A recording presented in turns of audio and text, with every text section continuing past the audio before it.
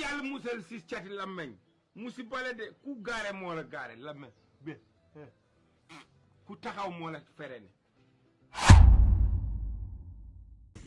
Hello team, ci la nekk namoon naa leen, j'espère que vous allez bien.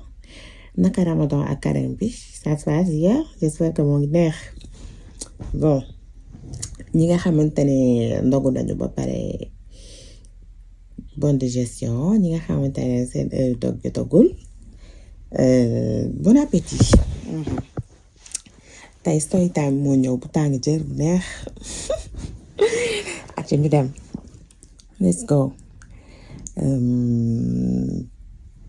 Nu ma ko nar a raconter nag dina attendez bon ci benn ku jigéen attendez pas ma wax comme si moom mooy wax sama histoire mooy dama marié deuxième femme la sama wujju ku baax la mais sama jëkkër mooy problème bi ma marié ak léegi def na 3 ans ñetti at te man may sama taawu famille.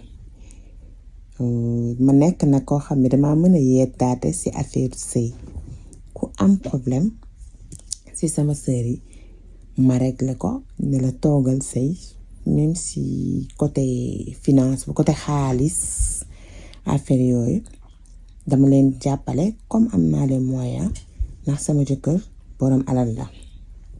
Problème bi mooy dama rus a divorcé te li muy dund metti na.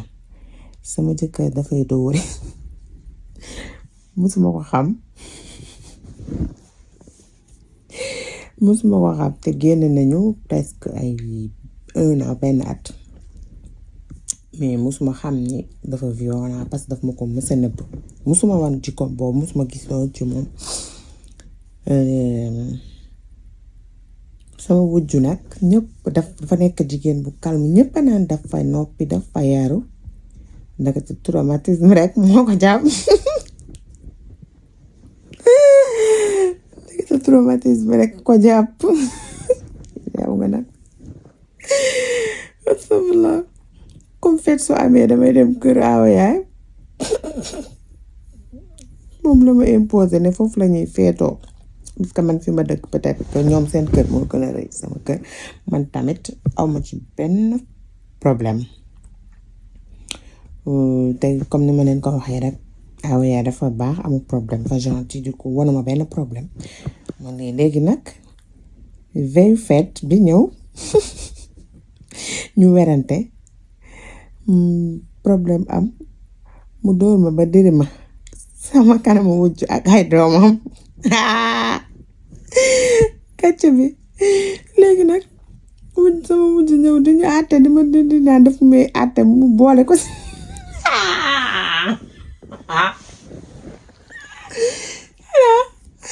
mu boole ko si mu ba léegi dama rus delluwaat si kër gi astafurlah. Léegi nag sama problème bi mooy li ma leen ko waxee dama war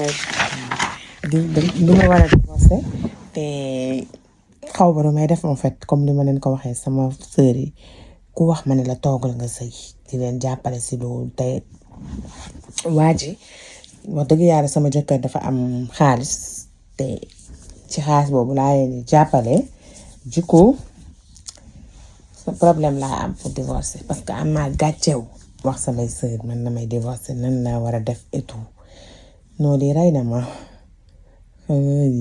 safut la ne lu ma njëkk a xalaat mooy boo problème mu fi bu dee problème mu xaalis moom xaalis bi mu lay jox nga jël si nga liggéey mais li may rey mooy ba mu la dóoree sama ju ñëw mu boole leen yéen ñaar mënoon leen toog ci kaw bopp bi yéen kii mën na leen mën boobu yéen ñaar ñi mën na leen dóorandoo xanaa kay da ngeen bañ a fay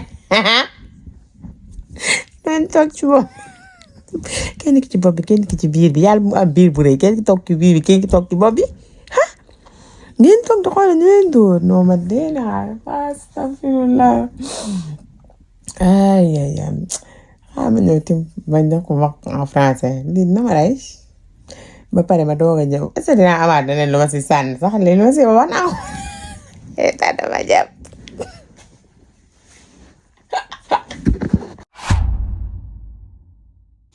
Salam tout le monde. je suis dans un couple polygame et une coépouse formidable. Elle n'a aucun problème. Mais notre mari est un vampire, un dinosaure, tout ce que vous voulez. Ça, c'est moi qui ai mis dedans des sauvages. Tout ce que vous voulez. Cela fait maintenant 3 ans que je suis mariée.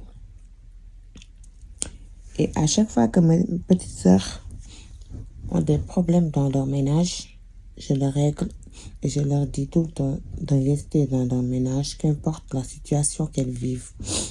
Vu que je suis l'aînée en plus, je les aide financièrement. Parce que mon mari est fortuné, du coup, j'ai les moyens. Mon problème est que je veux divorcer et que je ne sais pas comment faire vu mon statut d'aînée et de conseillère. J'ai trop honte envers mes sœurs alors que je vis l'enfer. Mon mari est tellement violent et il ne me l'avait jamais montré pendant qu'on sortait ensemble. Ma coépouse tellement calme, polie. Mais je dirais que c'est l'effet secondaire des coups en fait. Sauf là, je savais pas que c'était dû à ça. Elle est traumatisée. Sauf là. À chaque fête, monsieur m'oblige à aller fêter chez la première. Mais non. Je ne vois pas d'inconvénient. Parce que comme je vous ai dit, elle est superbe. Elle n'a aucun problème. Moi, pareil. De 30 ans de ça, comme toutes les fêtes, on était en famille. Tranquille, en train de cuisiner, de faire des trucs en fait en famille, comme vous le savez, et tout. Après, il y a eu une dispute entre moi et mon mari, comme tous les couples. Et il m'a frappé devant sa femme et ses enfants. Et ça m'a fait la honte de ma vie. Et sa femme est venue nous séparer. Il nous a mélangés tous les deux. Toutes les deux. Sauf là. Je précise, la violence, je l'ai toujours vécue avec lui. Depuis le début du mariage. Mais c'était la première fois devant sa femme. Et là, j'ai trop honte. Je vais divorcer, mais je ne sais pas comment faire par rapport à mes sœurs. Et je demande conseil. Sauf là, j'ai tellement rigolé. Mais moi, pourquoi on vous tape toutes les deux ensemble, vous acceptez? Pourquoi ne pas s'asseoir l'une sur le ventre, l'autre sur la tête? Ou bien toutes les deux sur sa tête, en fait. Pourquoi vous acceptez ça? Mais il peut pas vous taper toutes les deux en même temps. Vous êtes laissé faire. Pourquoi vous vous laissez taper, en fait? La violence doit cesser. C'est rigolo. En même temps, ça me donne la rage, mais c'est rigolo. Moi, j'ai tellement rigolé. En plus, en français, là, c'est moi qui l'ai rédigé. J'ai traduit. Je ne sais pas si c'est bien traduit ou pas. Les gens qui parlent Wolof, là, dites-moi si j'ai bien traduit ou pas. En tout cas, c'est moi qui l'ai rédigé en français. Non, ça me fait tellement rire. Avoir les moyens ne signifie pas taper ta femme. Il n'a pas le droit de vous taper. Pourquoi il vous tape? Pourquoi vous acceptez qu'on vous tape? Pourquoi? C'est pas normal. N'acceptez pas ça. Dans ces moyens-là qui te donnent, t'as qu'à aller travailler. Va entreprendre. Va vendre. Va faire tout ce que tu veux. Pour avoir ton autonomie financière. Je ne sais pas si c'est comme ça qu'on le dit. Et n'accepte pas qu'on te tape. On te tape pourquoi? En plus, on vous tape toutes les deux. Mais vous ripostez deux fois. Pourquoi ne pas s'asseoir? Astagfirullah. Ça fait rire. Il nous a mélangé toutes les deux là. De toute façon dont je l'ai dit là, je ne sais même pas si c'est comme ça ou pas. En tout cas, ñoom ñaar daal la boole pëndal batti leen noonu la ko waxee ñoom ñaar la boole dóor leen moom da koo dóor ba diri ko bi ñëw di mu boole leen pulet seen maam ñoom ñaar ñëpp saf la lii day def dina ma rey rek non lii story time mi amul barki Sëñ Tuuba